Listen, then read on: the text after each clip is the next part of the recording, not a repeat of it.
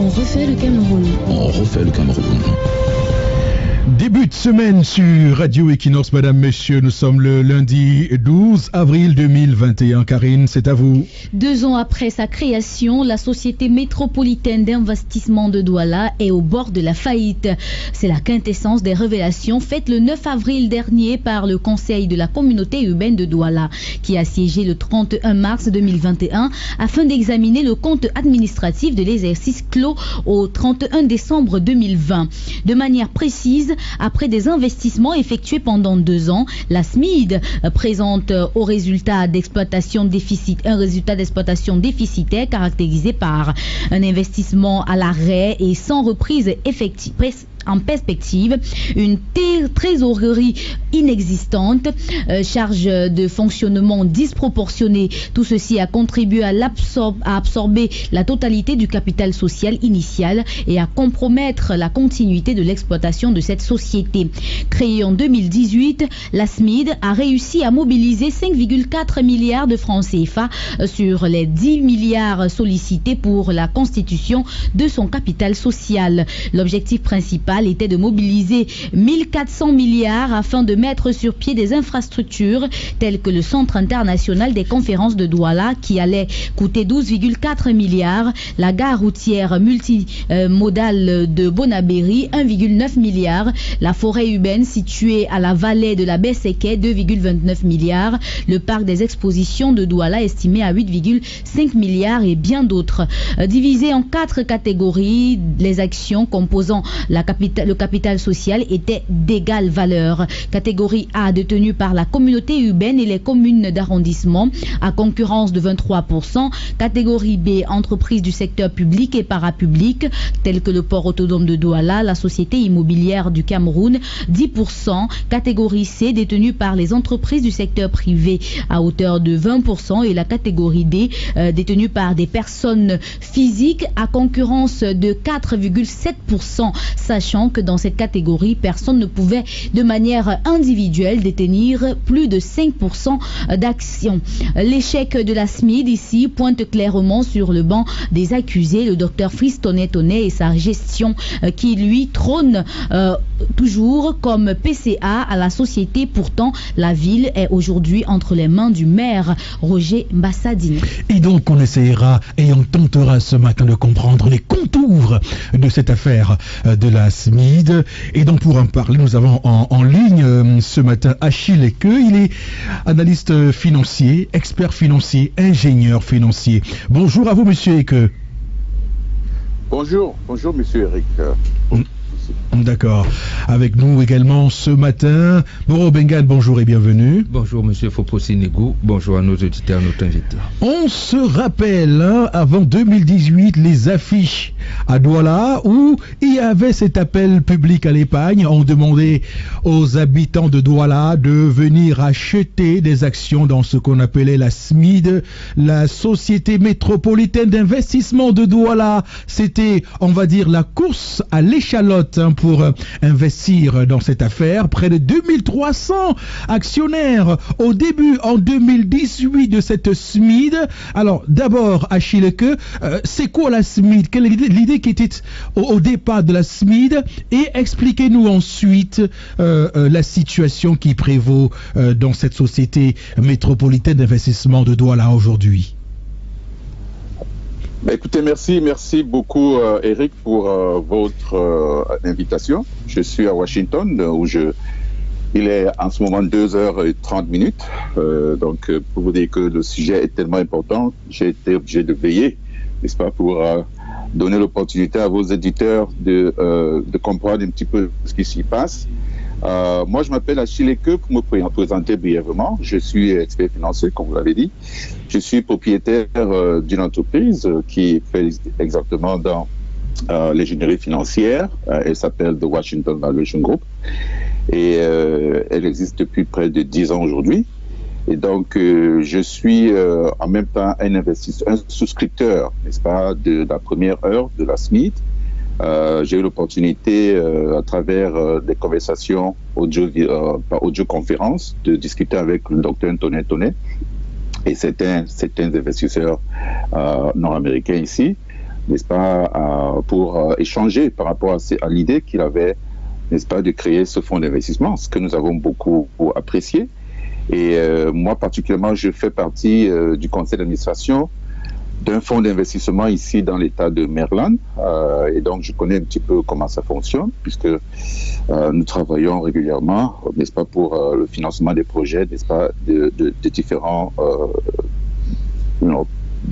personnes qui viennent avec des idées novatrices. Alors la SMID est dans la même lancée. C'est l'idée pour la création de la SMID, n'est-ce pas, c'est de trouver en fait des voies innovantes de financement de projets de développement durable. Et donc, l'une des méthodes aujourd'hui à travers le monde qui est très utilisée, c'est justement l'utilisation des fonds d'investissement. Et je crois que c'est une approche que nos pays du tiers-monde n'ont pas encore véritablement essayé. Donc, je pense que c'est une bonne chose, n'est-ce pas, de pouvoir utiliser ces outils aujourd'hui qui sont mis à nos dispositions pour pouvoir, n'est-ce pas, développer notre pays, n'est-ce pas, avec la célérité et l'expertise requise pour ce faire. Donc, ça a été un honneur pour nous n'est-ce pas, de participer à ce projet. Et aujourd'hui, nous entendons un petit peu des sons de cloche dissonants, ce qui nous inquiète ici au niveau de la diaspora et particulièrement aux États-Unis, où je suis. Et voilà, je crois qu'on aura l'opportunité de parler de long en large sur ce qui se passe. Voilà, donc voilà mon premier jet pour le moment. Merci. D'accord. Maintenant, vous avez entendu quand même parler de tout ce qui s'est passé à la SMIG. On sait qu'il y a eu, depuis la venue du nouveau maire de la ville, un conflit qui a éclaté sur qui devait diriger la SMIG. Est-ce que vous avez été informé de ce conflit? La distance étant ce qu'elle est, nous n'avons pas nécessairement les bonnes informations, ce qui a fait que j'ai eu à avoir recours, n'est-ce pas, à la direction de la SMID pour avoir plus d'amples informations sur ce qui s'y passe. Fort heureusement, le directeur, M. Payton, a été sensible, n'est-ce pas, à ma requête et m'a envoyé, n'est-ce pas, les informations nécessaires. Alors, je voudrais déjà signaler que j'ai participé à l'Assemblée générale du 25 mars dernier. Et j'ai l'opportunité donc de partager mon point de vue avec les membres du conseil d'administration. Et donc, tout ce qui se passe, c'est à déplorer parce que une structure naissante, n'est-ce pas, comme un bébé qui vient de naître, a besoin d'un peu de temps pour grandir, pour ramper, pour, n'est-ce pas, évoluer suivant les étapes nécessaires pour atteindre un niveau de maturité qui lui permet d'être véritablement autonome et donc productif. C'est très malheureux tout cet imbroglio juridique et de bataille de personnalité entre le maire sortant et le maire entrant, ce qui est très dangereux pour une entreprise de ce type. Vous savez, un fonds d'investissement, c'est un outil technique essentiellement. C'est-à-dire que ce qu'ils font, c'est qu'ils analysent des projets, n'est-ce pas, que les différents partenaires, les différentes personnalités, que ce soit des personnalités juridiques ou des individus, viennent, n'est-ce pas, leur proposer. Et donc, c'est un travail de haute finance, ce qu'on appelle l'ingénierie financière. Et ce travail doit se faire dans un environnement serein, avec des gens compétents, pour que les analyses et les décisions qui sont prises sur la base de ces analyses-là soient, n'est-ce pas, à la faveur, n'est-ce pas, des investisseurs qui ont mis, n'est-ce pas, de leur argent dans cette institution, et pour pouvoir donc générer des revenus et faire des profits éventuellement pour partager des dividendes plus tard. Donc cet environnement est très nocif et il faudrait qu'on le dise d'emblée. Alors, il y a beaucoup d'informations qui circulent, mais j'ai l'impression que beaucoup de gens ne sont pas vraiment au fait de ce qui s'y passe. Moi, les documents que j'ai pu obtenir, n'est-ce pas, à partir de l'Assemblée générale du 25 mars, n'est-ce pas, m'ont permis d'avoir une idée un petit peu plus précise. de ce qui s'y passe. Et je crois qu'il y a beaucoup de choses qu'il faudrait revoir par rapport à la communication de la SMID pour essayer de clarifier ou bien d'apporter des éléments de clarification. Mais qu'est-ce qui se passe à la SMID aujourd'hui? À la fois. Voilà. Alors, je crois qu'essentiellement, ce qui se passe, c'est une lutte de leadership qui n'est pas nécessairement basée sur la performance de l'entreprise en tant que telle, parce que en participant à l'Assemblée générale du 25 mars dernier, qui est la première assemblée ordinaire de la SMID depuis sa création, nous avons des résultats, n'est-ce pas, pour la première fois, n'est-ce pas, des activités de la SMID qui ont été présentées à l'Assemblée générale. Et il est important ici que nous vous disions un petit peu de quoi il en retourne, parce que j'ai des chiffres ici, il faudrait que je vous dise un petit peu quels sont ces chiffres-là. Alors, une entreprise qui commence avec des projections. C'est-à-dire que vous avez des projections de profitabilité, n'est-ce pas, étalées sur un certain nombre d'années. Ça peut être sur 5 ans, ça peut être sur 10 ans. Alors, dans les prévisions initiales de la SMID, il était prévu des pertes financières les 2 premières années, tout au moins. Je pense que c'est cela. Donc, et quand je regarde les résultats que la SMID a obtenus, n'est-ce pas, tout au moins en ce qui concerne l'année 2019 que nous avons eu à évaluer, la SMID devrait en principe avoir une perte d'1 milliard 10 millions, je crois, 1 milliard 10 millions de francs CFA la première année, enfin les 2 premières années, je crois.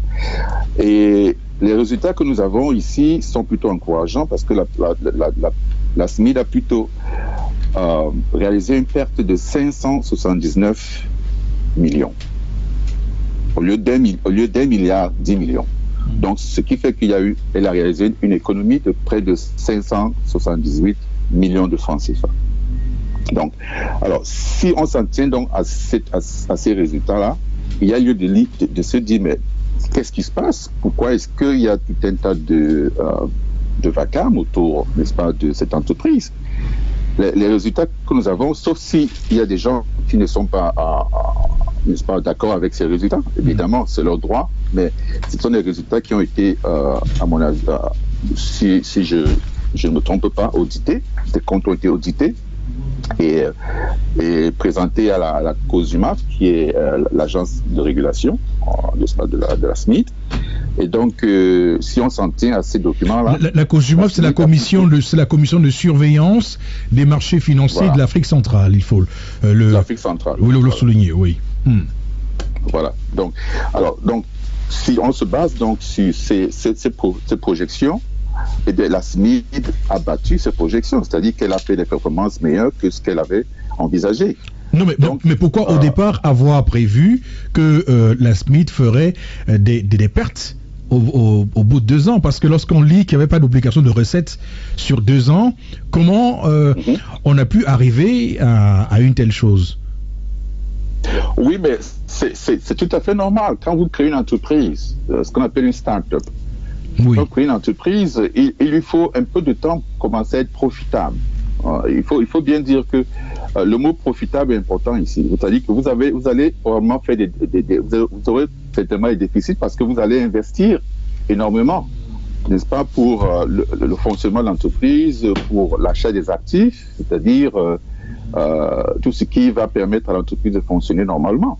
Donc vous allez mettre beaucoup de votre argent. Sauf que l'argent est allé donc où? L'argent, le déficit, l'argent a été dépensé comment? Puisque lorsqu'on lit ce que déclare le Conseil de communauté, le Conseil communauté, il est clair. Il dit que l'argent a servi à tout sauf à ce qui était prévu au départ.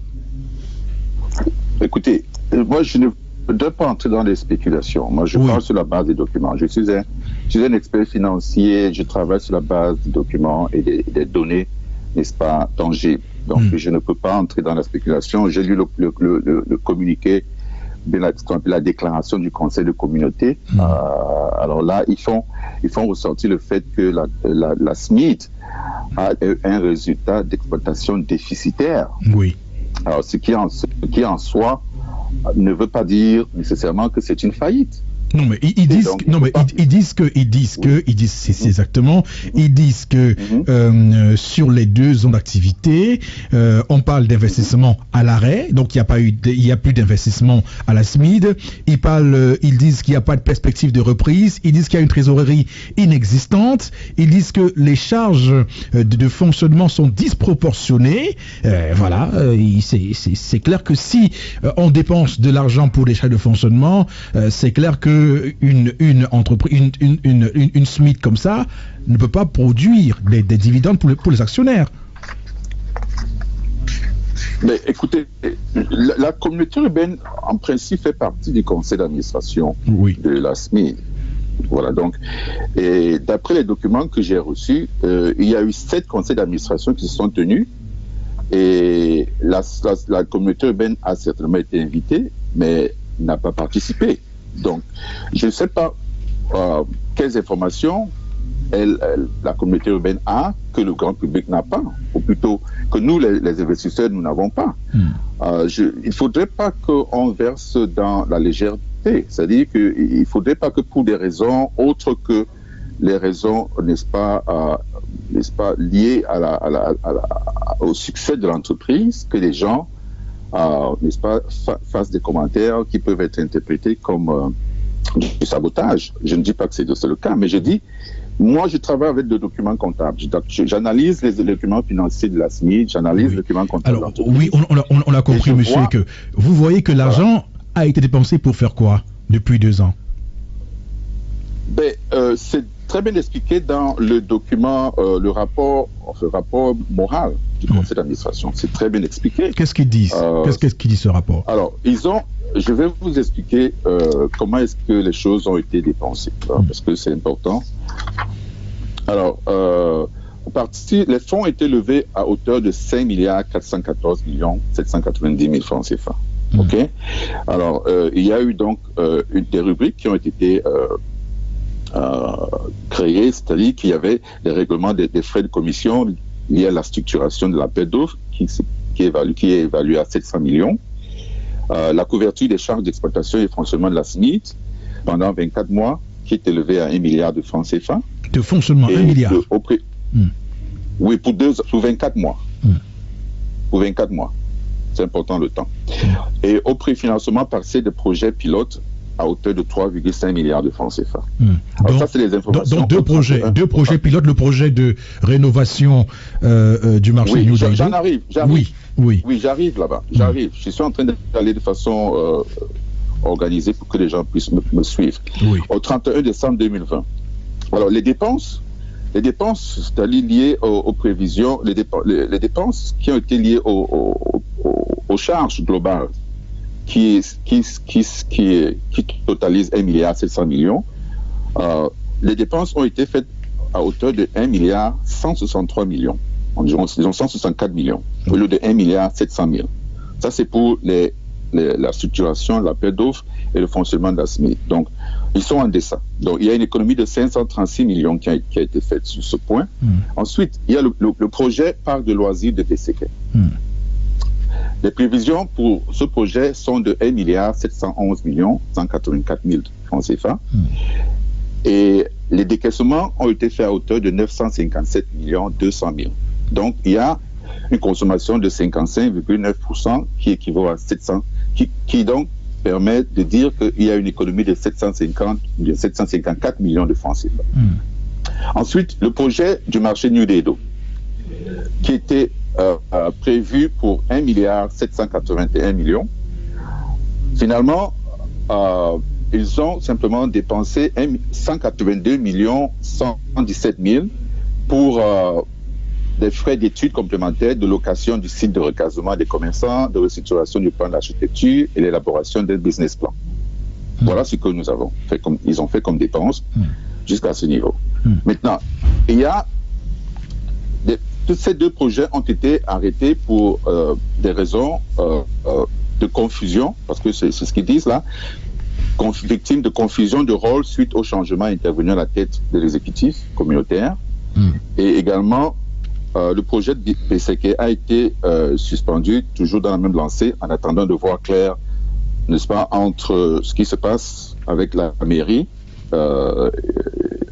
de Douala. Donc, voilà, donc pour essayer de voir clair dans cette affaire. Oui, mais donc, sauf que... il y a une suspension par rapport à ces problèmes. Oui, mais sauf que justement, ce problème, est-ce que, Achille, vous êtes expert financier, ingénieur financier, est-ce que cette affaire de la SMIT, qui avait à l'époque fait grand bruit, il y avait eu un renfort de publicité pour que les gens viennent donner leur argent.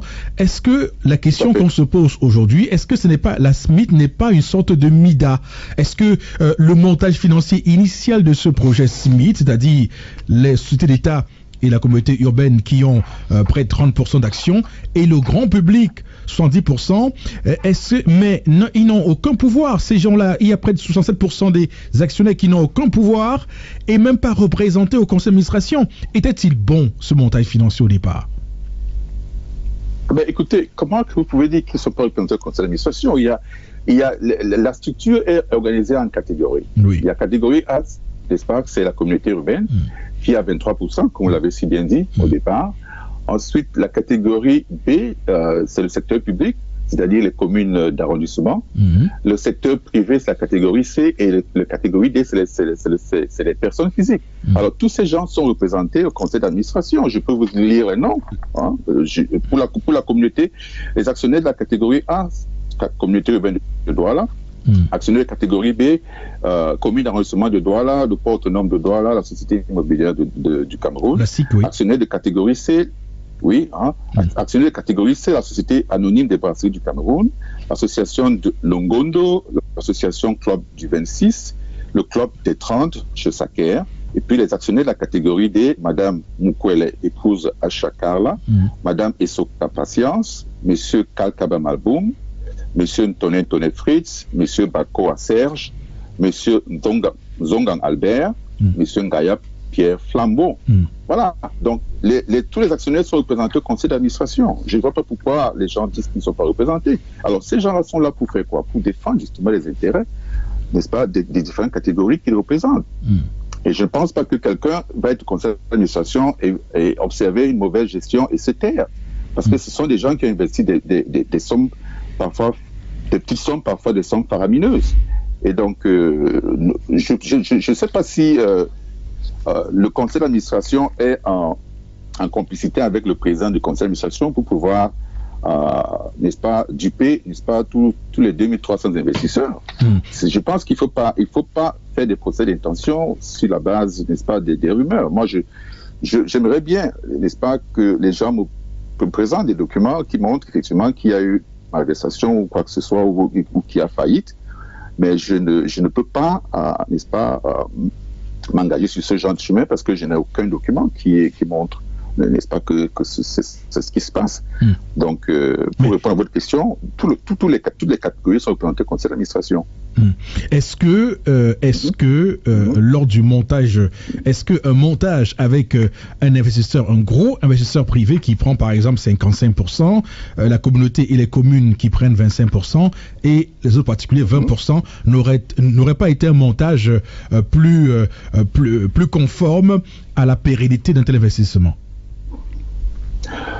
Alors, vous entrez dans le domaine technique de la chose, là, et je crois que il ne faudrait pas spéculer parce que les montages financiers sont très complexes et il y a beaucoup de facteurs qui rentrent en compte dans la décision, n'est-ce pas, dans les décisions de faire un montage financier.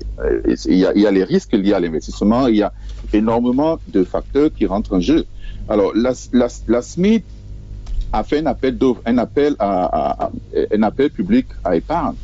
Elle initialement misait sur 10 milliards, mais elle a finalement obtenu, je crois, 4 milliards, c'est ça? 5 milliards et poussière. Donc, alors, vous travaillez avec ce que vous avez. Et dans ces répartitions des 5 milliards, il y a une répartition qui est faite, et c'est cette répartition qui représente la structure actuelle de l'entreprise. C'est avec ça qu'elle démarre. Maintenant, à l'avenir, n'est-ce pas, à l'avenir, elle peut décider de changer de structure. Ou bien, voyez-vous, donc, ça dit que elle part avec la structure qu'elle a pu obtenir avec l'appel à épargne. Elle n'a rien au départ et elle sollicite l'épargne, n'est-ce pas, des différents investisseurs et elle obtient ce qu'elle a. Alors, donc maintenant, c'est ça qui constitue la structure de l'entreprise. Maintenant, avec le temps, elle pourra améliorer et changer cette structure-là, si c'est pas par rapport au conseil d'administration, c'est le conseil d'administration qui va décider. Mais on ne peut pas, il n'y a pas une structure idoine, il n'y a pas un montage financier idéal. Tout dépend, n'est-ce pas, des conditions sur le terrain, tout dépend de beaucoup de facteurs, n'est-ce pas, que la plupart du temps on ne maîtrise pas, mais surtout au départ d'une entreprise, quand une entreprise commence, c'est la période la plus sensible, la plus difficile. Donc, c'est avec le temps que la structure de l'entreprise peut changer, c'est-à-dire qu'on peut modifier la structure, on peut vouloir qu'il y ait X nombre, je mélange le français et l'anglais, qui est, n'est-ce pas, plus, n'est-ce pas, par exemple, une structure qui a dans sa capitalisation 60% d'équité, c'est-à-dire d'actifs, et puis 40% n'est-ce pas, de passifs. D'accord. Il y a une structure comme ça qui peut fonctionner. Et il y a des structures qui fonctionnent à 80% d'actifs, 20% de passifs, et vice-versa. Et tout dépend, n'est-ce pas, de ce que l'entreprise veut faire à un certain moment, et par rapport à ses objectifs, par rapport à sa vision. Voilà, donc il ne faudrait pas qu'on se fige là-dessus. Mais c'est la structure de départ, et plus tard, elle peut changer cette structure si le moment est opportun par rapport à sa vision. Mais maintenant, soyons honnêtes, de vous à moi. Oui, honnête. Soyons honnêtes, oui, de vous à moi. Lorsque, en 2018, Vriss Tonnet est à l'origine de l'idée de la SMID, n'oublions pas qu'il est délégué du gouvernement auprès de la communauté urbaine de Douala. En 2020, il s'opère un changement. Il est remplacé par un maire de la ville qui est Roger Bassadiné. Lui, il arrive à la tête de la mairie de la ville et il constate que la mairie de la ville, la communauté urbaine, a investi 2,3 milliards de francs CFA dans une affaire qu'on appelle la SMID. Alors, il se rend compte que son prédécesseur est le PCA de cette SMID. Il estime que, évidemment, son prédécesseur a été PCA du fait de son titre de délégué du gouvernement auprès de la communauté urbaine. Si je me trompe, m'arrêter. Et il porte l'affaire en justice au TGI et un juge de référé décide de nommer là-bas un administrateur provisoire et aujourd'hui désormais vous avez François Ndjo qui est l'administrateur provisoire de la SMID et donc l'équipe Tonnet a aujourd'hui interjeté appel pour cette affaire. Pour bien comprendre, Vriss Tonnet était le PCA de la SMID à quel titre? Alors, c'est lui l'initiateur du projet. Oui. N'est-ce pas? Donc, il a initié. C'est pour ça que c'est important de la phase initiale d'une activité est très importante parce qu'il y a un investissement en expérience, n'est-ce pas, qu'on acquiert quand on traverse, n'est-ce pas, cette période-là. Monsieur Tonnet est l'initiateur, il était délégué du gouvernement à la communauté urbaine de Douala, il a initié ce projet, ils ont travaillé dessus, je crois, pendant plusieurs années. En fait, je crois que c'est depuis 2015 que l'idée lui est venue. Et finalement, je crois qu'il y a des études qui ont été faites, des groupes d'études qui ont été faites pendant des années pour arriver au lancement de l'appel public à l'épargne. Et donc, après l'appel public à l'épargne, il a fallu donc constituer, n'est-ce pas, la première assemblée constitutive a eu lieu, n'est-ce pas, et comme c'est l'initiateur du projet, naturellement, il allait de soi que ce soit lui qui soit, enfin, je ne préjuge pas, mais je pense que les membres du conseil d'administration, n'est-ce pas, constitutifs, ont trouvé bon de le conserver, de le voter, puisqu'il a été élu comme PCA. C'est un vote. Il n'y a pas un droit automatique qui dit que, puisque c'est lui qui a initié le projet, nécessairement il doit de PCA. Mais si les membres du conseil d'administration ont trouvé bon de l'élire comme PCA, C'est ce qui se passe. Donc, maintenant, alors, le nouveau qui arrive. Alors, je crois savoir qu'il y a beaucoup de choses. Je suis au courant d'un petit peu de beaucoup de choses par rapport aux affaires juridiques qui s'y passent. Et je crois que il y a des vides juridiques, d'après ce que je crois savoir. Écoutez, je suis un investisseur simple. Sur le plan de la loi, je ne suis pas un expert, donc je voudrais ici déjà le dire de façon très claire. Je ne suis pas un expert en droit, donc je ne voudrais pas... mais ce que j'ai pu croire, c'est que il y a un problème lié à la nouvelle appellation de la communauté urbaine. Et apparemment, la communauté urbaine existe toujours. Pour certains, c'est selon qui est. Elle existe toujours. Chose, en fait, la communauté urbaine existe toujours. Rassurez-vous. Elle existe toujours. Oui. Mais la mairie de Douala, c'est quoi? Elle a supplanté la communauté urbaine ou bien? Non, la mairie de la ville, c'est la mairie, c'est la même chose. Non, mais c'est un changement d'appellation. C'est un changement d'appellation. Jusque désormais, le délégué du gouvernement s'appelle le maire de la ville.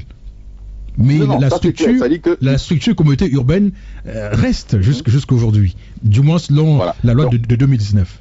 Oui. Voilà, donc ce que je comprends, c'est que ce qui a changé, la communauté urbaine reste, ce qui a changé, c'est le mode de désignation de son leader, c'est-à-dire l'élection, n'est-ce pas, parmi les maires d'arrondissement, et le nom du leader qui n'est plus délégué de gouvernement, mais qui est maire de la ville. Voilà.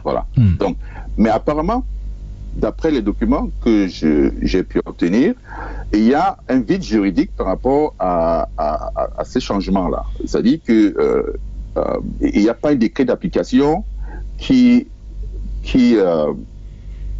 donne, n'est-ce pas, qui crée la personnalité juridique, n'est-ce pas, de ce maire de la ville. Non, mais qu'est-ce que vous voulez dire? Non, monsieur Eke, il faut qu'on s'entende. Oui. Les 2,3 milliards de francs CFA investis par la communauté urbaine dans cette affaire-là, SMID, c'est de l'argent public. Oui. C'est de l'argent public. Non, je suis d'accord avec vous. Voilà. Donc, c'est pas une affaire de tonnet ou de Bassadine, c'est l'argent des Camerounais. Non. Voilà. Non, écoutez, n'allez pas n'importe comment, sinon on va se perdre. Il faut qu'on ait une approche pédagogique. Oui. Alors, non, je parle sur le plan juridique en termes de le nom du nouveau, la nouvelle personnalité, le nouveau leader. Oui. Alors, ce nouveau leader-là, n'est-ce pas, croit devoir être le remplaçant de facto de M. Tonnet, qui est encore, n'est-ce pas, PCA. Et donc, il ne croit pas, il est le remplaçant. Il ne croit pas, il est le remplaçant. Il représente les 2,5 milliards investis par la communauté urbaine. Voilà. Sauf qu'il y a un problème, d'après ce que les avocats de la SMID disent. Moi je n'ai pas de parti, hein. Je veux simplement donner les informations que j'ai. Sauf que la communauté, la SMID pense qu'il y a un problème juridique et dans les documents de la SMID, apparemment, la mairie de la ville n'y figure pas. Et que c'est la communauté urbaine qui y figure. Et qu'il y a un problème juridique dans ce sens qu'il y a un vide juridique. On comprend, ce sont les manœuvres d'avocats, on comprend tout de suite. La communauté urbaine existe, la mairie n'existe pas, mais la communauté urbaine aujourd'hui c'est la mairie. La différence est à quel niveau? Bon, allez demander aux avocats, parce que moi je travaille avec les documents comptables. Je crois que l'avocat de la SMID l'a dit dans un de ses documents que cette personnalité juridique est inexistante. C'est d'ailleurs pourquoi ils ont demandé l'annulation de la nomination de l'administrateur provisoire. Il y a une requête qui est en cours et ce procès a été initialement prévu le 9 avril, qui va être maintenant renvoyé au 23 avril. Donc, voilà, c'est ce que je crois comprendre. Moi, je suis un investisseur, j'aimerais que la SMID fonctionne, parce que tout ce brouhaha autour, ça nous énerve, ça nous ennuie, ça nous met mal à l'aise. Oui, alors, mais est-ce que le bon sens n'aurait pas été pour Fritz Tonnet de lâcher l'affaire? Je veux dire qu'à un moment donné, lorsque vous avez été à l'origine d'une affaire comme celle-là, du fait de votre position de délégué du gouvernement pour la communauté urbaine, lorsqu'un remplaçant est élu à votre poste, est-ce que le bon sens n'est pas de lui laisser, on va dire, les coudées franches pour évidemment continuer signé ce projet-là. On aura l'occasion d'en reparler en deuxième partie. Bon, Robin prendra la parole pour nous dire évidemment ce qu'il en pense. Restez avec nous. On vous reprend dans une dizaine de minutes. Madame, monsieur, restez sur Radio Equinox. 8h sur Radio Equinox, à présent la première partie de la revue de presse ici à Douala avec vous Flavien Valondongo. Bonjour. Bonjour Karine, bonjour à tous. La revue de presse. La presse ce matin disponible en kiosque, vous aurez l'occasion de parcourir quelques tabloïds, notamment la Nouvelle Expression qui parle du sérail. Week-end noir, c'est le titre proposé par le journal, pour dire que pas moins de 4 personnalités de la République ont tiré leur révérence en moins de 48 heures. La rédaction visite d'ailleurs leur vie, le dictat d'ailleurs du destin, c'est ce que le journal propose. Ntumfor Neko Ale rend hommage à Tif Victor Mokete, c'est ce que le journal propose dans le dossier de la page 2 à la page 4 ce matin avec quelques réactions que je vous invite à découvrir. Le même journal s'intéresse à la crise anglophone avec les députés qui écrivent et ils ont d'ailleurs répondu à un collectif d'organisations aux États-Unis, incriminant d'ailleurs le Cameroun, de savoir pourquoi jusqu'ici on n'arrive pas toujours à trouver la solution à cette crise qui secoue les deux régions du Cameroun, le nord-ouest et le sud-ouest. C'est en page 5 du journal ce matin. On parle d'évacuation sanitaire. Mila Souté dénonce le chef supérieur de Sanchou, donc en exil, stigmatise une pratique qui est aujourd'hui la conséquence d'une malgouvernance du Cameroun.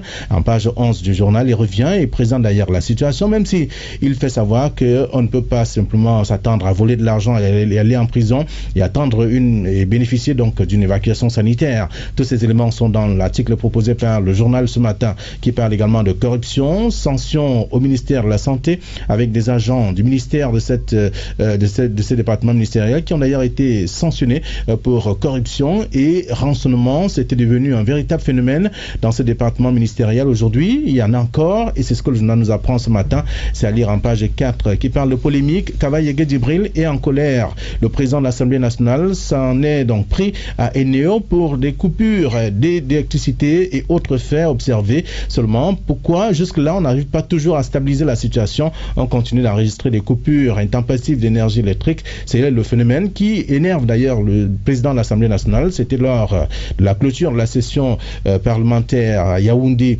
Le journal revient également sur le Covid-19 et parle d'attention aux comparaisons. Un graphique partagé donc depuis fin mars compare le nombre de morts dus donc au Covid-19 dans le monde et surtout plusieurs pays sont notamment présentés par ce graphique. C'est à lire en page 3 du journal. La Nouvelle Expression de ce matin. Le Messager pour sa part parle de Javier Mendoza. Ils l'ont tué. C'est le titre proposé par le journal ce matin pour dire que sans cœur, sans état d'âme, sans pudeur, sans pitié, les damnés donc de la terre l'ont laissé entre les mains de la mort. C'était le 9 avril dernier. La fameuse grâce présidentielle invisible qui osera donc danser sur sa tombe, c'est une question ce matin en page 3.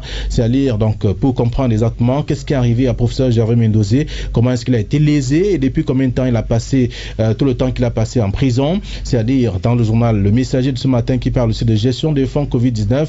John Gouté et Malachi Manaouda sur la touche. Désormais, c'est le secrétaire général de la présidence de la République qui devra gérer donc les fonds Covid-19. C'est une nouvelle task force qui vient d'être créée, selon notamment le journal Le Messager qui parle donc de ce sujet ce matin.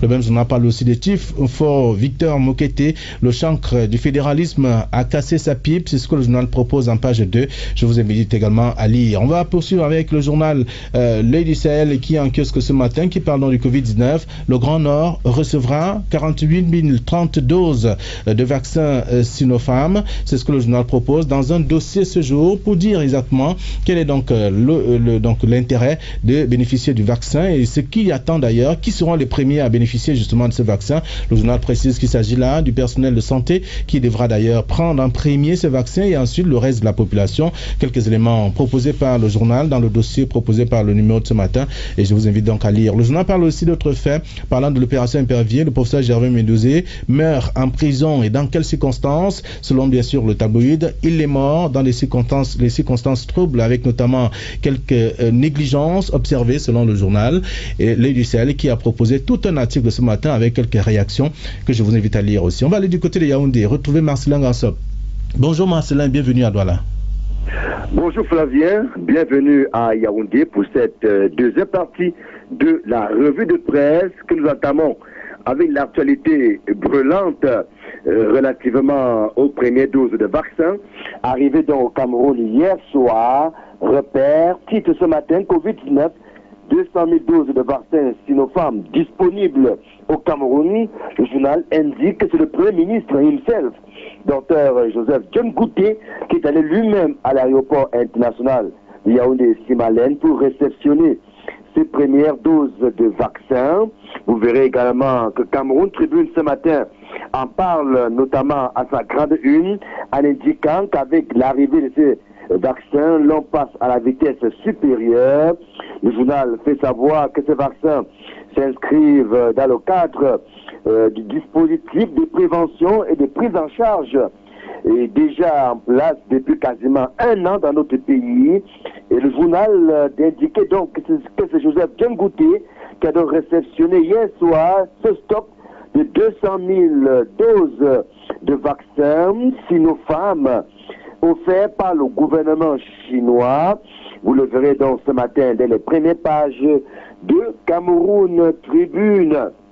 Également ce matin, toujours relativement à cette actualité, le quotidien Émergence fait savoir qu'au même moment que ces premières doses de vaccins arrivent dans notre pays, il y a une sorte de bataille sanglante autour du contrôle de l'audit de 180 milliards de francs CFA, une guerre ouverte entre le SGPR, Ferdinand Gongo, et le Premier ministre Joseph John Gouté. Les deux personnalités sont donc à couteau tiré relativement à cet audit qui désormais est une condition pour le Fonds monétaire international, pour le déblocage d'autres subventions en faveur de notre pays. Et à ce sujet, Mutation croit savoir que Gongo est désormais l'homme fort, puisque le SGPR est le nouvel ordonnateur du Fonds spécial Covid-19.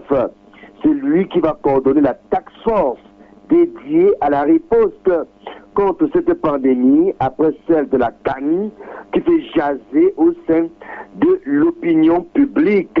Vous verrez également dans les colonnes du quotidien de l'économie ce matin qu'il y a une sorte de pression sur les gestionnaires du fonds Covid-19. Le journal fait savoir à sa grande une de ce matin que ces gestionnaires sont appelés par le président, tout au moins par la présidence de la République, à faire le point et notamment à produire les justificatifs de l'usage de l'argent reçu donc dans les meilleurs délais. C'est pour permettre au gouvernement de la République de donner des éléments de réponse au Fonds monétaire international qui veut voir clair sur la gestion de l'argent débloqué donc pour financer la riposte nationale de lutte contre cette pandémie. Ce matin également avec défis actuels, on s'intéresse davantage aux frais chiffres de la dette du Cameroun. Le journal fait savoir qu'avec un endettement de 46,9 milliards, de 46,9% du PIB, loin du seuil critique fixé à 110% par les institutions financières internationales, eh bien, la dette publique camerounaise reste viable, en croit ce journal. Et les remboursements des sommes échues se déroulent sans défaut, fait savoir également des faits actuels. Pourtant, oui, le Cameroun ne peut plus lancer un emprunt obligataire sur le marché financier d'Afrique centrale, fait savoir ce matin le journal Éco-Matin. Selon la COBAC, le taux de pondération sur les engagements du Cameroun sur la période de 2020-2021 est de 85%. Yaoundé paie ainsi les frais du non-respect de 2 des 4 critères de convergence de la surveillance multilatérale, notamment le taux d'inflation, le niveau d'endettement, la solde budgétaire, et puis, signale le journal, le reste à payer. Pourtant, en mars 2020, le déficit budgétaire accumulé du Cameroun était de moins 3,5%, alors même que la norme communautaire établit que celui-ci devrait être supérieur ou égal à moins 1,5%. Ajoutez à cela donc, le pays n'a pas respecté le critère relatif aux arriérés de paiement. Vous lirez le décryptage ce matin dans les colonnes du journal Écho Matin. Avec le quotidien Le Jour ce matin, on parle de la corruption. Pourquoi la lutte contre la corruption coince-t-elle dans notre pays? Le journal ce matin consacre tout un dossier à ce phénomène. Mais également, vous verrez en pied de une du journal la série noire qui se poursuit avec la série des décès enregistrés en quelques jours.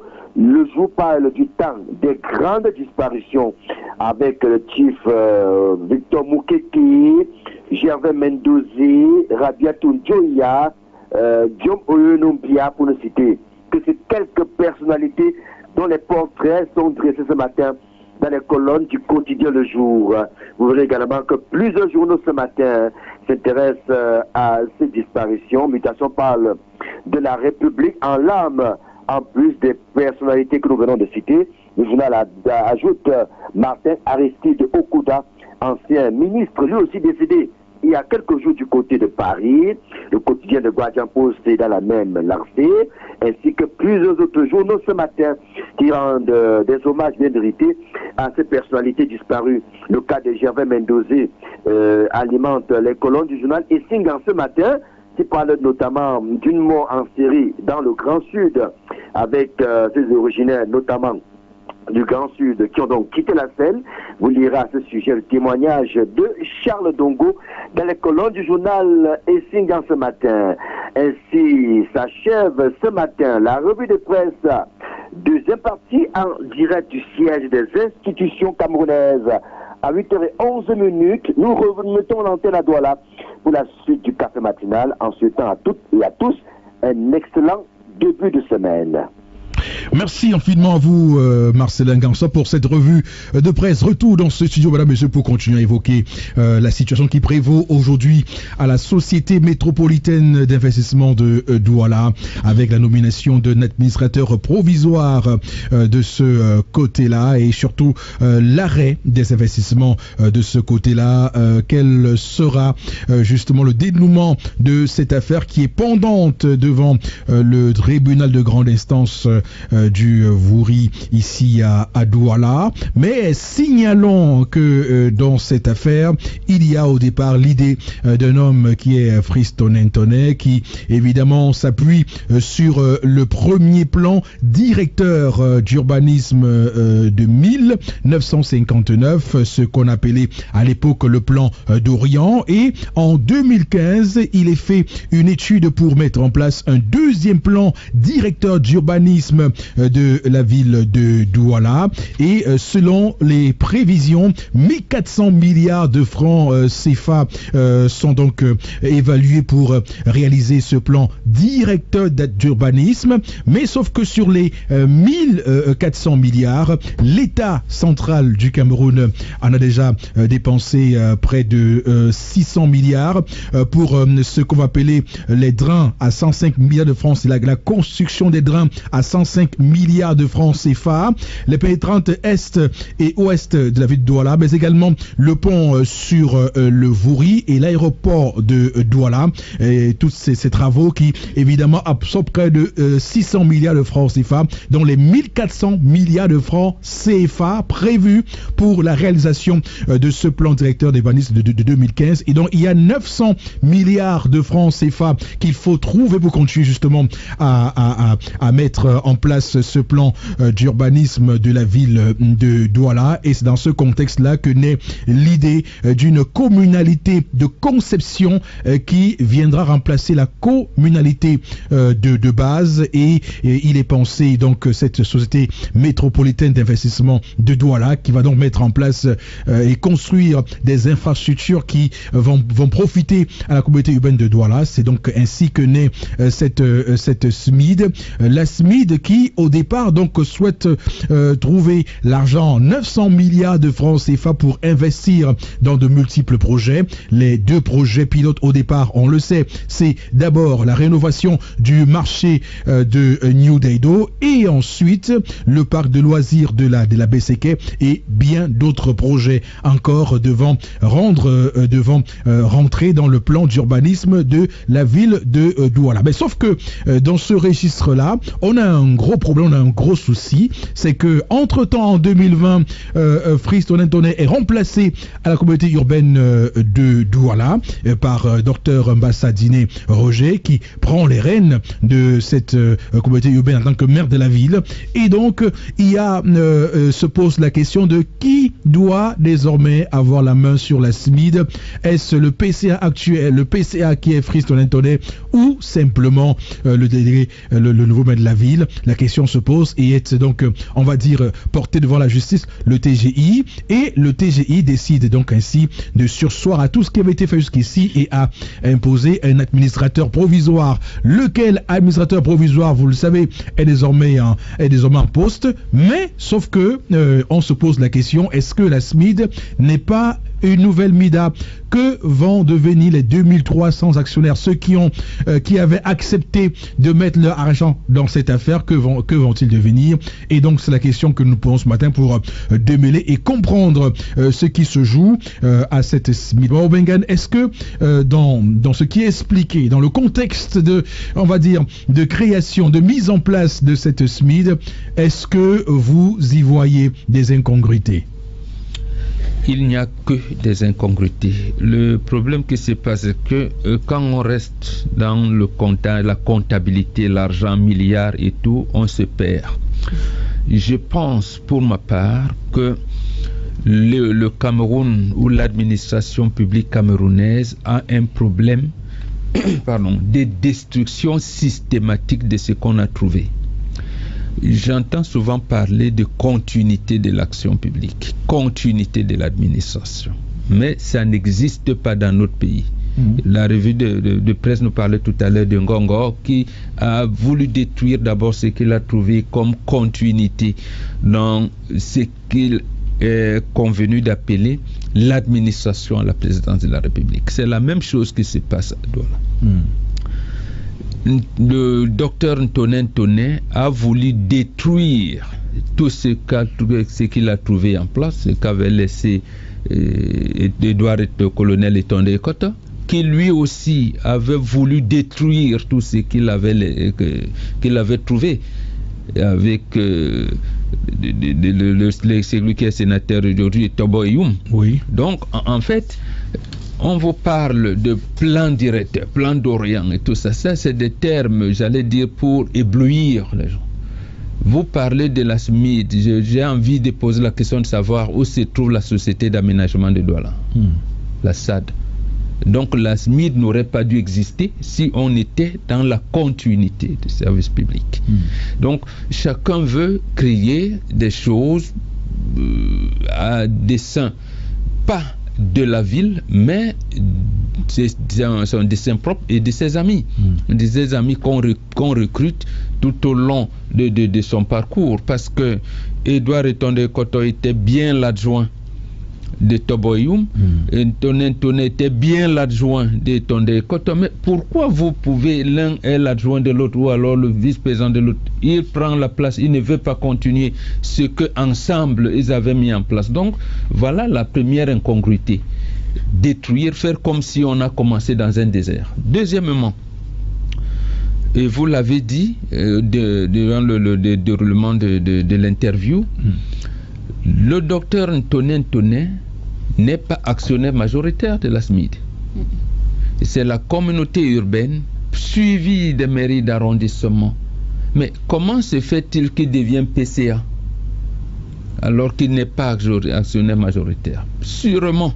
Et là, on va peut-être me taxer d'entrer dans des procès d'intention, mais j'aimerais bien qu'on m'accuse de le faire, précisément parce qu'il bénéficiait de postes de délégué de gouvernement à l'époque. C'est-à-dire, il initie le projet. Si on peut penser que la SMID est un projet particulier, moi j'ai dit c'est pas un projet particulier. On a triché à la SAD, on a triché par-ci, et on a voulu créer quelque chose de nouveau, parce qu'il avait commencé à lancer les ballons d'essai, les doualais, il aimait bien ce mot, les doualais, les amis des Douala, les amis des Douala. Chaque fois, ils ont créé des choses, on réuni les entreprises à Douala. Donc, en fait, il est là parce qu'il est il est à la communauté. Les délégués du gouvernement à la communauté urbaine de Douala. Et d'ailleurs, maintenant, qu'il n'y ait plus... Cette qualité lui a permis, on va dire, de pousser certaines portes facilement. Absolument. C'est d'ailleurs ça. Oui. Et moi, et peut-être qu'il nous écoute, j'ai reproché à notre ami N'Djamène Célestin. Je lui ai dit, mais cher ami, tu fais quoi là-bas? Il était l'un des agents, justement parce qu'on voulait prendre des gens, lui, qui était à la mairie de Douala, premier grand conseiller SDF à l'époque, avant même qu'il n'adhère au MRC, il était là-bas en tant que conseiller municipal SDF. Oui. On me dit, mais qu'est-ce que c'est pas? La ville est montée et descendue. Je lui ai raconté des choses, beaucoup d'autres d'ailleurs. Donc, en fait, la communauté voulait rassembler large pour donner un peu plus de crédibilité. Là, ça n'est pas mauvais en soi, parce que c'est la mairie de la ville qui s'appelait communauté urbaine qui doit procéder aux aménagements de la ville. Mais regardez alors, quand on a aménagé le projet Sawabit que Toné connaît et qui était dans l'ancien projet avec Douala Tondé Kotoou, s'il avait continué avec Douala Biche dans le déroulement, dans le déroulé que lui-même avait participé à mettre en place, la SMIR n'existait plus. Donc aujourd'hui, il le fait. Et là, on pourrait également me accuser de procès d'intention, mais parce que c'est cela, le système du renouveau. Chacun veut grappiller. Sinon, si c'était vraiment pour l'avenir de la ville, dès lors que le décret l'enlève comme délégué du gouvernement, en passant le service, il dit au maire de la ville, cher ami, voilà. Donc, les actions des délégués du gouvernement reviennent naturellement à la mairie de la ville. Et lui, il peut garder son action qu'il avait en tant que personne individuelle. J'ai entendu là tout à l'heure qu'il est actionnaire, en tant que personne physique. D'accord, il reste donc actionnaire institutionnel comme l'Albert Zongang et autres. Et là maintenant, ils vont se déployer comme ils vont se déployer de la manière la plus normale possible. Donc, on ne serait plus aujourd'hui, j'allais dire que la mairie de la ville demande au maire de la ville vraiment de veiller aux intérêts, comme si c'était au départ un truc privé.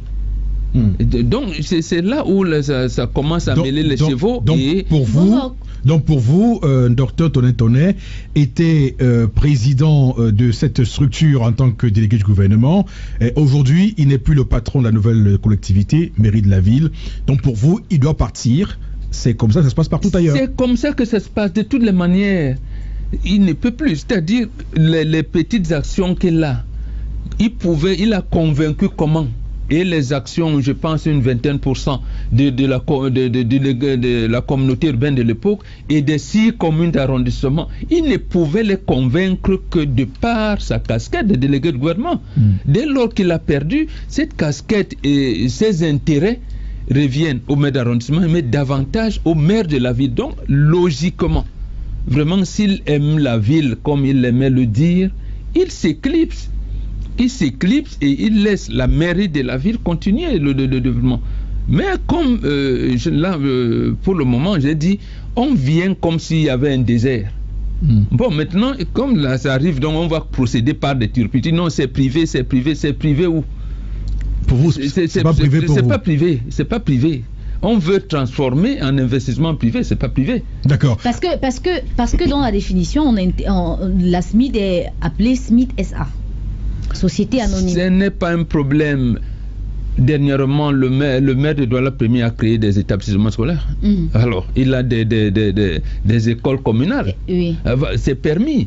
La mairie peut créer une entreprise. D'ailleurs, dans le cadre de la décentralisation, ils peuvent même créer, comme la CNPS, créer des immeubles, j'allais dire bâtir des immeubles, un tout d'études, ils peuvent créer. Mais s'il perd son titre de maire, il perd aussi. Voilà, mais justement, ça devient le bien de la mairie. Il n'est plus là. S'il a été actionnaire là-bas à 2%, il reste actionnaire à 2%. Donc, c'est des actions privées d'une collectivité publique, si vous voulez qu'on utilise le terme privé. C'est des actions privées d'une collectivité publique. C'est-à-dire que ce n'est pas le MINAT ou le MINDEVEL qui a dit que, bon, lui-même en tant que structure étatique, peut créer des choses, peut même créer une assurance, pourquoi pas.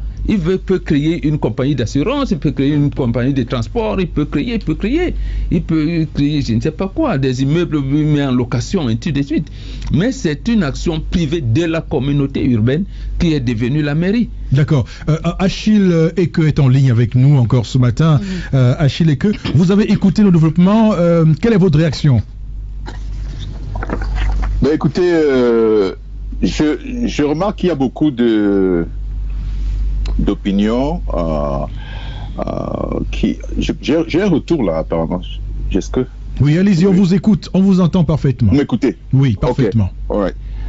Donc, non, je crois qu'il y a beaucoup de jugements, n'est-ce pas, que mon interlocuteur fait par rapport au PCA actuel, M. Tonnet. Donc, je ne veux pas, je n'ai pas qualité pour juger les individus. Je m'en tiens, comme je vous ai dit, aux documents, n'est-ce pas, de l'entreprise, et c'est ce qui m'intéresse en tant qu'investisseur, parce que beaucoup de gens en parlent et ne sont même pas investisseurs dans la structure. Ce qui m'intéresse, c'est que l'argent que j'ai mis dedans soit rentabilisé. Voilà, c'est ça qui m'intéresse.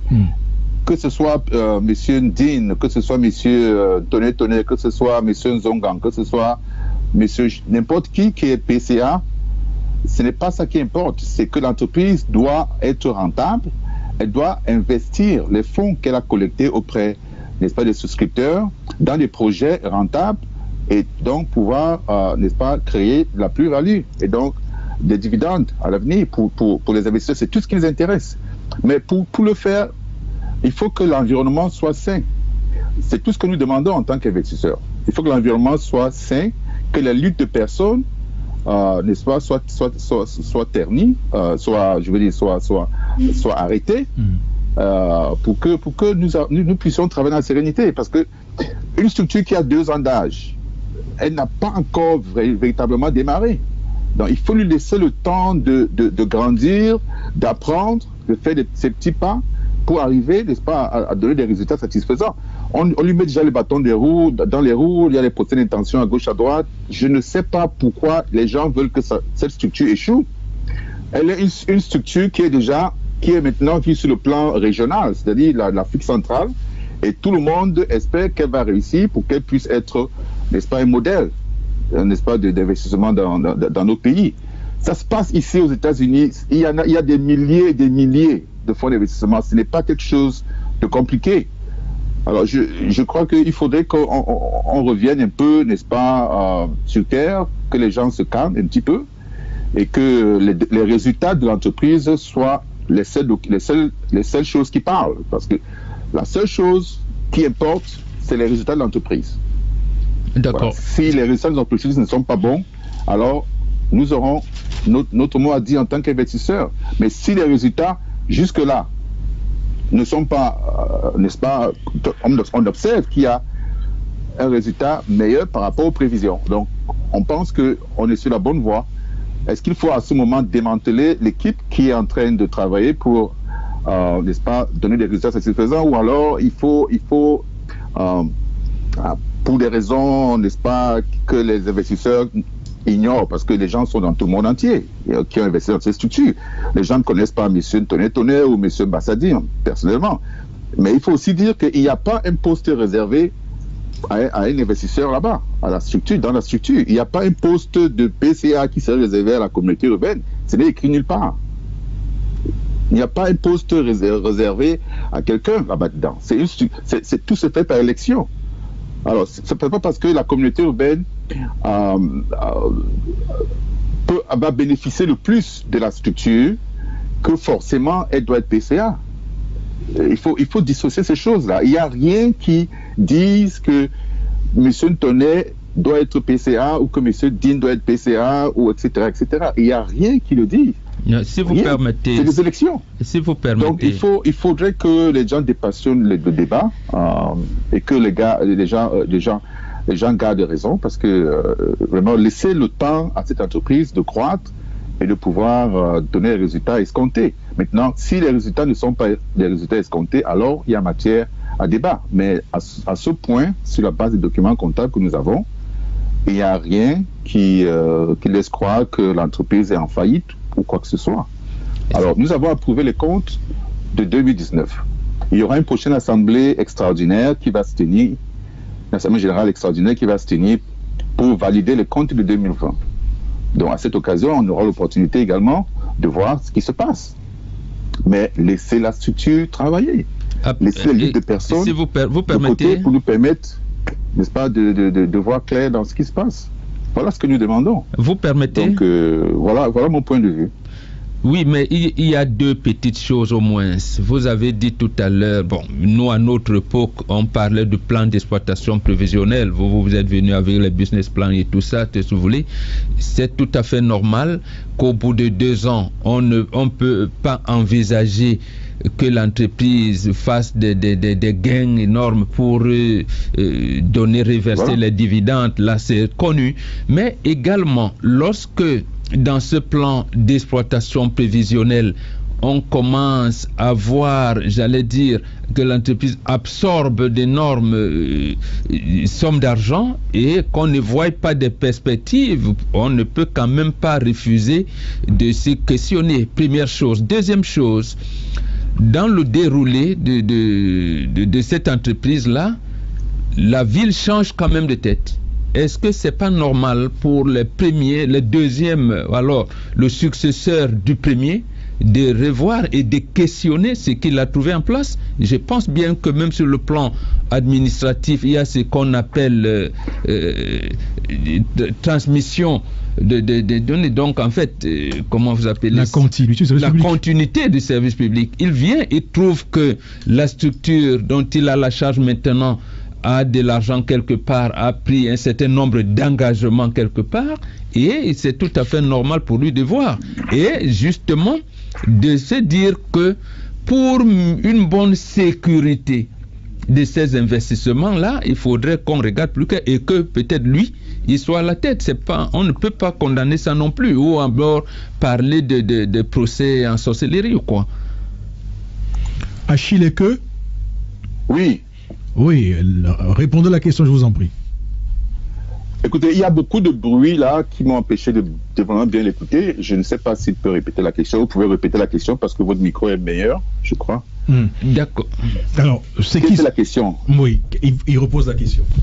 Non, si on peut comprendre qu'au bout de 2 ans, dans ce que nous on appelait à notre époque plan d'exploitation prévisionnelle et que vous appelez business plan aujourd'hui et tout ce que vous voulez, l'entreprise, on puisse comprendre que l'entreprise ne fasse pas de bénéfices pour rétribuer les dividendes aux actionnaires. Ça c'est compréhensible, ce n'est pas une question. Maintenant, est-ce que de la même manière, on ne peut pas comprendre que les nouveaux dirigeants qui arrivent dans une structure qui s'appelait communauté urbaine hier et aujourd'hui mairie de la ville, puissent voir quand même plus clair la manière avec laquelle les intérêts ou alors les actions qu'il a placées quelque part puissent générer ci ou ça. Ils voient plus clair le fonctionnement de cette structure-là. Parce que c'est d'ailleurs pour cette raison qu'on parle de prise de fonction de ceci, de cela. Ben, écoutez, ça c'est le volet juridique de la chose là que vous évoquez. Je crois que les procès qui sont dans les tribunaux vont clarifier, n'est-ce pas, tous ces points-là. Vous voyez, donc je n'ai pas, n'est-ce pas, d'avis par rapport à cette question. Je note simplement que l'avocat de la SMID a fait des objections, a fait une requête en annulation de la désignation d'un administrateur provisoire. Et ce procès va avoir lieu. Et puis, je crois qu'il y a également, par rapport à ce comportement de la communauté urbaine, il y a un groupe de représentants des actionnaires de la catégorie C et de la catégorie D qui ont porté également plainte, n'est-ce pas, avec pour avocat maître Achou, pour justement assigner, n'est-ce pas, la communauté urbaine, le maire et l'administrateur provisoire au tribunal pour clarifier tous ces points-là. Et donc, nous, en tant qu'investisseurs, on ne peut que souhaiter une meilleure résolution, une résolution rapide de tout, n'est-ce pas, de tous ces imbroglios là, parce qu'en réalité, ça n'avantage personne. Personne ne gagne là-dedans, ni la communauté, ni les investisseurs. Tout au contraire, on y perd tous. Donc, je crois que il faut revenir, n'est-ce pas, à la chose la plus importante, c'est-à-dire que la SNID a été créée sur de bonnes bases. Elle a fait son premier conseil, plutôt sa première assemblée générale ordinaire le 25 mars. Les documents comptables sont disponibles à tous les investisseurs et au public. Et sur cette base-là, on voit les résultats et on n'a pas besoin de spéculer. Donc les problèmes de personnes, à mon avis, ça n'a pas lieu, n'est-ce pas, d'être ici. Non, pourquoi voilà. on voit toujours les problèmes de personnes? Il n'y a pas de problème de personne à ce niveau. Il y a des nouveaux patrons de la ville qui a estimé quand même que la structure qu'il porte à 23 ou 28% dans cette chose-là et que peut-être il devrait lui intégrer cela et ça pourrait modifier le top management, c'est ce qui semble normal, même pour les investisseurs que vous êtes. Oui, mais comme j'ai dit tout à l'heure, il n'y a pas de place réservée à qui que ce soit au conseil d'administration. Vraiment, je crois que...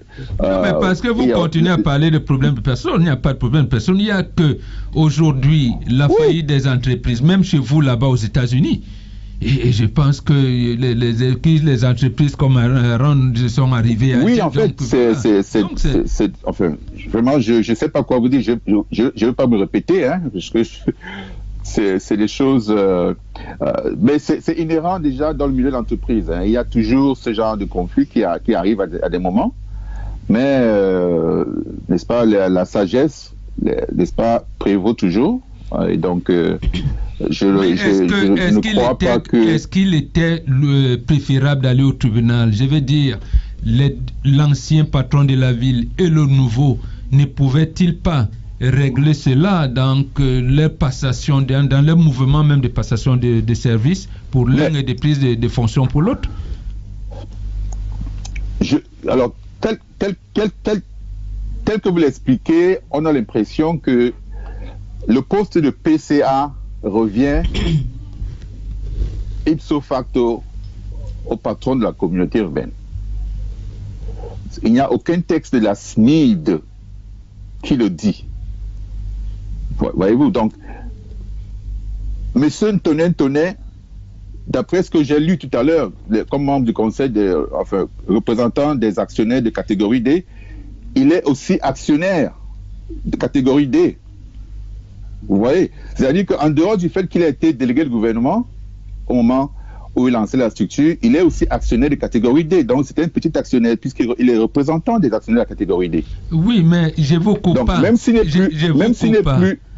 n'est plus délégué de gouvernement, il a été reconduit à ce poste maintenant en tant qu'actionnaire de catégorie D. Ce n'est pas là le problème. Vraiment, le problème, c'est que il y a quand même, vous maîtrisez le milieu d'entreprise mieux que nous, c'est que généralement, c'est le plus grand actionnaire qui contrôle la structure. Il n'est pas nécessairement le PCA, on peut désigner même celui qui a une minorité de blocage, c'est pas un problème. Mais est-ce que lui, en deux, donc l'un passe le service à l'autre qui le prend, étant entendu que la structure, je veux dire la structure qu'il dirigeait hier a un nouveau patron, et que dans cette notion dans cette processus de passation de service, ils lui disent que laisse les intérêts de l'ordre de 23% quelque part, je vous laisse, voilà, c'est pour vous, mais je pourrais continuer à les préserver, aller. Donc là, ça devient plus convivial et tout. Oui, mais ça, c'est ça, c'est les commentaires, c'est la spéculation. Moi, je ne peux pas m'y mêler parce que je ne sais pas où... mais justement, ces commentaires... C'est une entreprise privée. Non, c'est une entreprise privée créée par... une entreprise privée qui a ses statuts. Oui. Et donc, je ne sais pas comment vous pensez que... parce qu'il y a un nouveau maire à la mairie de Douala nécessairement. Ce maire-là doit être n'est-ce pas? Non, ce maire-là, nous disons la chose simple suivante. Ce maire-là, qui a quand même une vingtaine de parts dans cette truc-là, doit savoir si celui qui gère va préserver ses intérêts ou pas. Ils auraient pu trouver une formule autre. Hein. Moi, le problème, c'est pas là. C'est pas que Mbassadime doit être PCA ou pas. Mais c'est que, est-ce qu'ils se sont entendus? Y a-t-il eu des séances de travail pour savoir si le nouveau patron de la ville a jugé nécessaire que ses intérêts de la ville soient préservés par celui qui était là avant? Ben, écoutez, il y a beaucoup de bruit là. Je sais pas qui m'empêche de bien vous écouter, mais les intérêts de tous les actionnaires doivent être préservés par le conseil d'administration. Ça, c'est la mission du conseil d'administration. Les individus qui viennent et qui prennent des positions, des postes électifs, etc., ils sont tous là pour représenter les investisseurs et donc défendre les intérêts des investisseurs, toutes sortes d'investisseurs inclus. Et donc, c'est l'entreprise qui doit pouvoir faire des profits et donc générer des bénéfices et des dividendes à l'avenir pour les investisseurs. C'est tout. C'est ça qui compte. Alors, le reste, vraiment, je d'accord. Alors, monsieur Eke, oui. La question qu'on va se poser maintenant, c'est qu'on se rend compte qu'il y a beaucoup de changements stratégiques désormais à la SMID. On a abandonné les projets de départ. Désormais, on parle d'ingénierie financière. On parle également d'un projet structurant, générateur de revenus et d'emploi, c'est-à-dire un projet pilote de substitution qui verra la construction d'un immeuble R+12 sur le plateau Jos à Bonanjo, dénommé SMID Town Tower. On parle également d'un projet de promotion immobilière pour lequel le projet de création d'une société de projet SPV dénommé le Metropolitan Salle et qui va implémenter toute l'ingénierie en la matière et qui a été validée lors du conseil d'administration du 29 décembre 2020. Et donc, le produit, c'est Douala Dom. Et il y a un programme 3, économie numérique solidaire et circulaire, avec un fonds de solidarité métropolitain en partenariat avec une association Action Solidarité en abrégé Axol. Donc, qu'est-ce qui peut expliquer tout ce... Il y a notre projet, la myopie d'un projet Starbic, qui est un programme d'ingénierie financé dédié à l'accompagnement des jeunes entrepreneurs, des porteurs d'un projet innovant, des promoteurs de start-up et en quête de financement. Donc, il y a clairement un revirement stratégique dans cette SMID, non? Ben, écoutez, la compagnie est en train de croître. Vous comprenez? La compagnie est en train de croître, l'entreprise est en train de croître, donc elle diversifie ses investissements. C'est-à-dire qu'au départ... La base, n'est-ce pas, de lancement de cette entreprise, c'était les projets de la communauté urbaine. Bon, mais ça n'exclut pas que l'entreprise, la SMID, diversifie, n'est-ce pas, ses investissements. Parce qu'on ne peut pas être, n'est-ce pas, dans une situation où on n'a qu'un seul, ou bien qu'un seul client. Vous voyez, un seul client, c'est très dangereux pour une structure. Si le client fait défaut, alors vous n'est-ce pas, vous tombez en faillite. Donc, il faut diversifier n'est-ce pas, ses sources de revenus, et c'est ce que la SMID est en train de faire. Écoutez, en 2 ans, je crois que ce n'est pas suffisant pour pouvoir porter un jugement sérieux par rapport à cette entreprise. Il faut lui laisser le temps, n'est-ce pas, de grandir et d'éclore et de se mouvoir. Et c'est ce qu'elle est en train de faire en ce moment. Et il y a beaucoup de projets qu'elle est en train de mettre sur pied et qui sont des projets qui pourront aider non seulement les individus, mais, n'est-ce pas, permettre à ces individus de pouvoir obtenir des financements, des projets, n'est-ce pas, qui vont permettre de créer plus d'emplois, n'est-ce pas, dans l'économie camerounaise, dans le domaine de l'innovation, les domaines n'est-ce pas, de l'énergie propre, n'est-ce pas, le solaire, etc. Et il y a beaucoup de projets comme ça qui vont être financés par la SMID. Donc, ce n'est pas simplement le projet de la communauté urbaine. Et la SMID, maintenant, c'est une entité sous-régionale, puisque la COSUMAF est sous-régionale. Donc, elle peut financer éventuellement des projets dans d'autres pays, n'est-ce pas? Tout comme elle peut financer des projets dans d'autres mairies à travers le pays.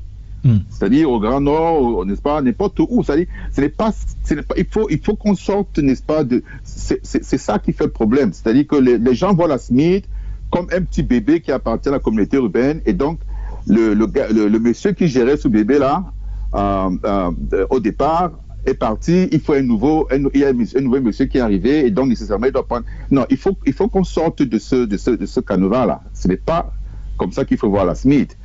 Je crois que c'est parce que c'est nouveau dans notre, n'est-ce pas, dans notre paysage financier que beaucoup de gens ne comprennent pas comment ça fonctionne. Et il va falloir du temps pour que les gens comprennent effectivement qu'un fonds d'investissement, c'est un outil technique très important pour le financement de projets, pour lever des fonds, pour financer des projets importants dans un pays. D'accord. Et il en faut même plusieurs. D'accord, restez en ligne, on marque une courte pause, et tout à l'heure, nos auditeurs vous poseront des questions. À tout de suite. Une matinale pas comme les autres. Bonjour chez vous, c'est un réveil pas comme les autres. Bonjour chez vous sur la 93 FM Radio Equinox. 656 62 22 22 670 54 70 49.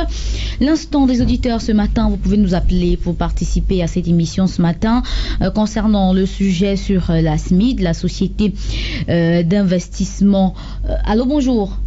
Bonjour Karim, bonjour. Bonjour, comment vous appelez? Monsieur Kamdem à village. D'accord, monsieur Kamdem, on vous écoute. Bon, je suis commerçant d'abord. C'est monsieur qui parle, c'est un bon escroc. Je m'explique. Ils ont dit qu'ils ont fait un plan de distress.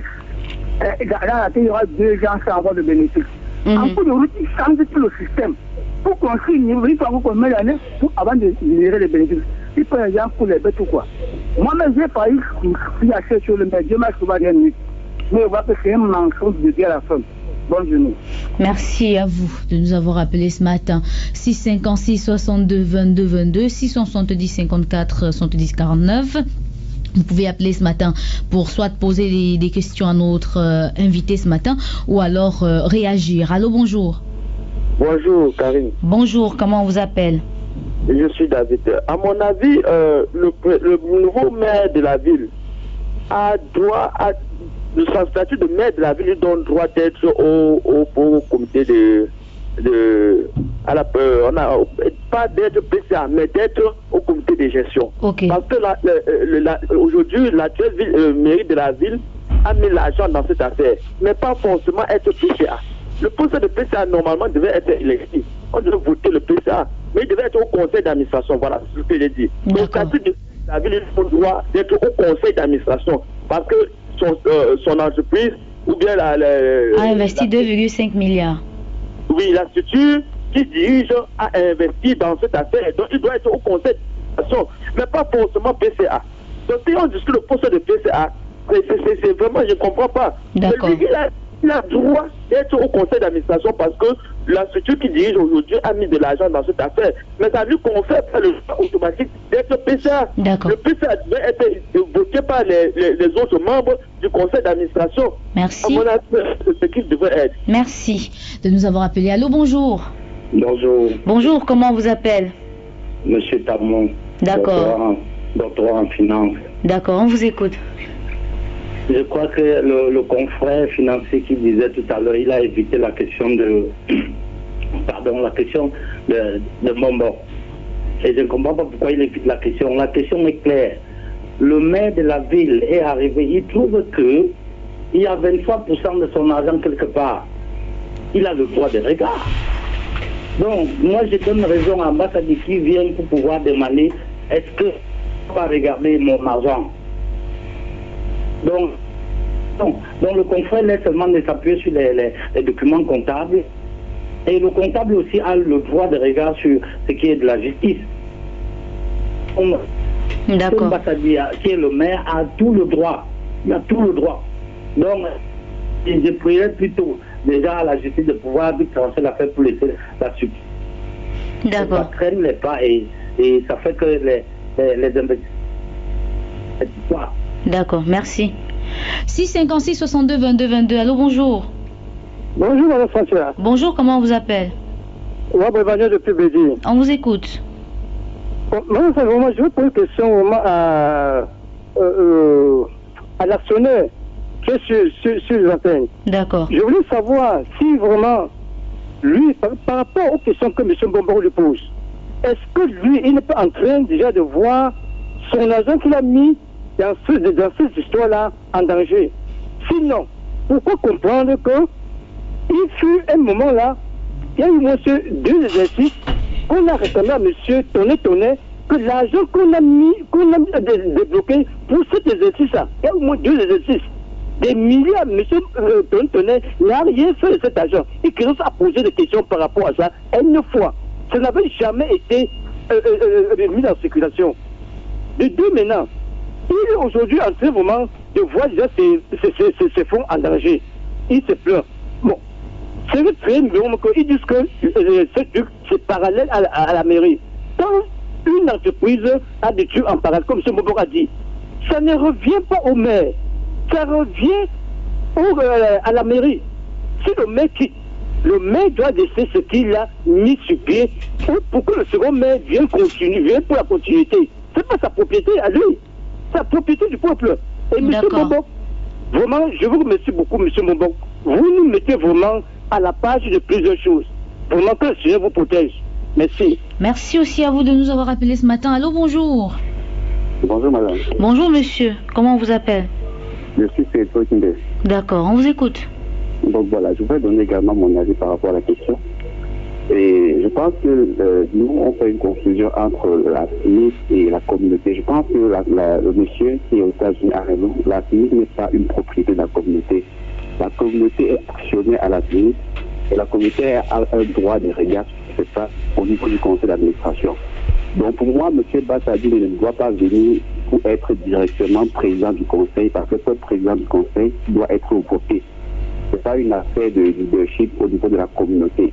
Ça se gère au niveau de la communauté et c'est le conseil d'administration qui doit décider qui sera son prochain président.